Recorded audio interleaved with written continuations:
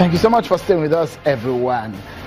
The former senior special assistant to former President Goodluck Jonathan on media, Mr. Doyin Okupe, who said he left the PDP, has now joined the Accord Party. You remember that Mr. Doyin Okupe was on this program a few days ago where we asked him about his next move, someone who had worked with two presidents in Nigeria, presidents who served under the platform of the PDP. He did tell us that he's now a man of the spirit and he will join any political party as led by the spirit. It looks so much that the spirit has led him. I would just like to remind you of the conversation we had with Mr. Doyin Okupe a few days ago. I had to leave PDP. I didn't have a choice. You know, there was no space at national level. The party had been hijacked by people that are really considered to be not too experienced. What party are you going to now? Why should I go to any party? I'm 65 years old. I've been in this game for 37 years. If I decide to say, you know, so far so good, I'm fine. But have you gotten what you wanted? No, really.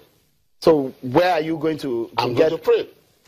You are praying about it. I'm going to so Dr. Okupe has suddenly become a prophet of some sort? No, you've become spiritual. You have made a major error. I have always been spiritual. Well, he said he was 65. That's what he told us in the program. But it looks so much that perhaps he's changed his mind between the last time he was here and now.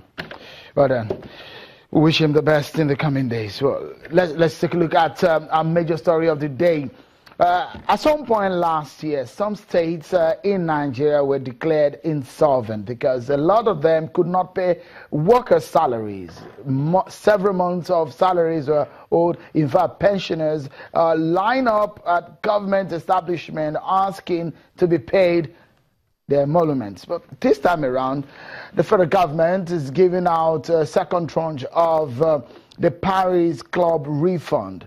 This time around, the federal government says that these payments, which totaled 243,795,000 million, were made to the 36 and that 6 states and the Federal Capital Territory upon the approval of the president on May 4, 2017, impartial settlement of long-standing claims by state governments relating to over-deductions from their Federation Account Allocation Committee, allocation for external debt service arising between 1995 and 2002. The refunds were ordered by the president in May this year.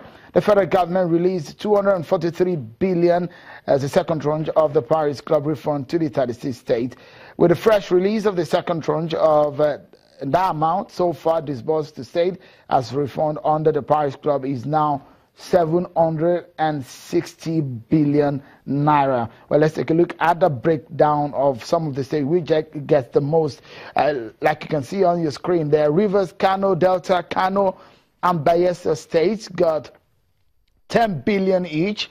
The total amount of that gives you about 20% of the entire amount released under the second tranche. If you look at it again, the 5 states get the highest in the amount of 135 billion in the first tranche, which was about 516 billion, which was released by the federal government in December last year. And so that's the position. That's where we are. Let's take a look at what the implications of these Paris refunds is on the Nigerian state.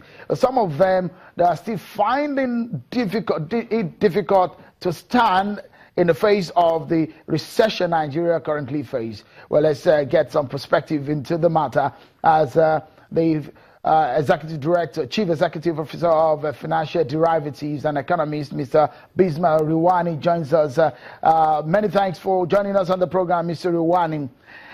How does this come to you, first and foremost, for a government that says that he wants to, one of his plans is to give a sort of fiscal balance across board in the running of the activities of government? From what we are seeing so far in the funding of the monies coming from the federal government, what do you make of all of these disbursements from the federal government to the states? Well, no, first of all, break this down 3 segments. Can you run a state or a government based on extra revenue items? That is, for the day-to-day running of each of these states, do they need to wait for a windfall that came from payments that were over-deducted in 1995 to 2003? I think that is wrong. Two, the level of fiscal discipline required to sustain your expenditure has to be addressed. And three is the fact that this all call about restructuring of the federation because of revenue shortfalls. It is putting a situation, we are actually discussing restructuring of poverty and restructuring of financial indiscipline. So, one, what is the total impact, the immediate impact of 243 billion? 243 billion naira is equivalent of almost 45 to 50% of the monthly allocation of the states. The states that have 10 billion naira are 4.12% of the total amount spent. But these are extraordinary items. They're items that come in a normal course of business. No state and no government can live and actually begin to depend solely on extraordinary items and windfalls or by acts of God. So what do we have to do? We have to deal with the reality that some of these states have over-bloated expenditure items. The structure of their civil service, the structure of their payments are not consistent with their financial muscle. So they need to take some surgery, financial surgery, to actually reduce the expense level. Secondly, if you break down the expense, how much the expense are for regular items, for the core business of government? How much is being spent on the security road by the governor? How much is being spent on over-bloated salaries? How much is being spent on capex? How much is generated by internally generated revenue? When you take a look at all the states in the country, you can find that these are financially insolvent and not viable entities. So what do? You have to restructure this. In the meantime, they will continue to have handouts from a parasitic arrangement between the federal and the state governments. Whilst the handouts are there, we have to pray and hope that the states can have the courage to actually restructure their business. The second and most important impact is that money supply. By putting 243 billion naira into the system today, it helps to ease some of the liquidity constraints that the banking system is facing. But it also go back to pay pensioners, pay contractors, and so on and so forth. The ultimate solution to state government insolvency is having a well-valued exchange rate. Right now, the naira is being traded at 305 on one extreme to 368 on the other. The states are being rewarded for their dollars at a rate of 309. The reality is that if the central bank is selling the dollars at 365 to the borrow changes and paying the states 309, maybe there be a more efficient rate so that the states will get more money and they don't have to come cap in hand every month and ask for bailouts or drop downs. I think that is the situation that the Nigerian state and the fiscal federal structure that you have today is facing. It's interesting that we're talking about this, and it comes at a point again where a lot of Nigerians are clamoring for restructuring. What kind of situation do you see in the space of talking about Nigeria to be restructured? Fiscal federalism, that's what some people are asking. How can these states be able to stand without these handouts or coming to the center cap in hand?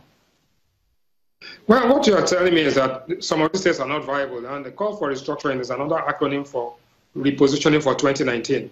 Some of the calls for restructuring are genuine, some of them are actually altruistic, but most of it is just posturing for people grandstanding for a 2019 electoral race. When the price of oil was $112 and $114 a barrel, when everything was okay and you had the days of prosperity and boom, nobody talked about restructuring. It is because our financial condition has deteriorated. It is because there's abject poverty and general poverty that people are not talking about restructuring and thinking that the economic problems can be solved by political arrangements. No, I believe, and I would like to suggest respectfully, that you cannot restructure poverty, that you have to address the fundamental issues of economic productivity and stability before you now begin to talk about restructuring the political arrangement. We'll go for a break now, but when we come back, Mr. Riwani will be telling us whether or not some of these states are insolvent, meaning that can they really boast of running their own affairs without running to the center? Well, we'll find out when we return. If you are being owed a salary, stick to the chair. We'll be right back and we'll treat some of the issues that concern you.